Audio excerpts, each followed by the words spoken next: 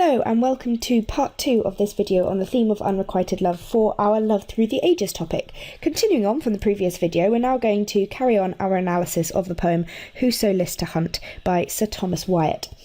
And the next item on our checklist is structure. And there are very many important structural elements to this poem. I haven't picked out all of them, but I picked out the ones I consider the most important. So here, I've noted that in the middle of the sentence there is a phrase, hélas, which just means alas. Like he is catching his breath, it's broken up in the middle of the sentence by commas, and so it really breaks up the rhythm of the line. And obviously later on in the poem we learn that he is chasing this deer, and so it makes the poem sound as if he is pausing to catch his breath by saying alas. Here we can see enjambment from this phrase here, but as she fleeth afore, fainting I follow.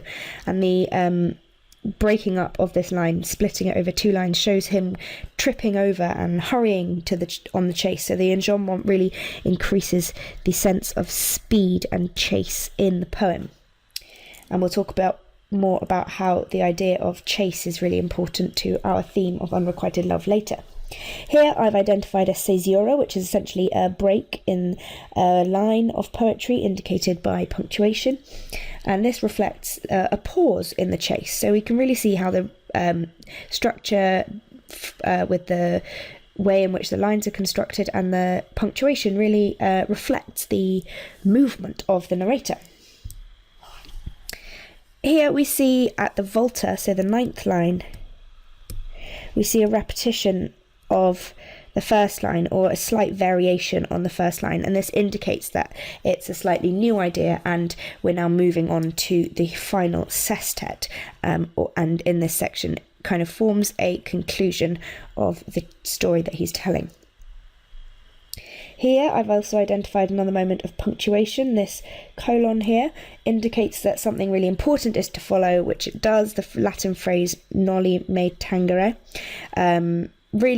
This phrase is very, very emphasised, and we'll talk about why this phrase is important later on, but essentially it's a Latin phrase and it's at the start of the line, so it's in a different language, and it's at the beginning of the line, so it really is in a very stressed position, and it jumps out to you because it's in a different language. So this really shows the strength of the rejection that the narrator receives from the deer.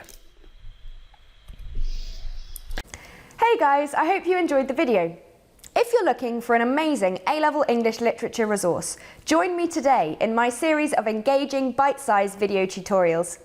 Together, we will concisely cover all the important concepts required by your exam board specification, as well as practically apply what we have learnt through exam-style questions, focusing on how best to structure your answers in order to maximise marks. See you soon, and together, let's make A-level English literature a walk in the park.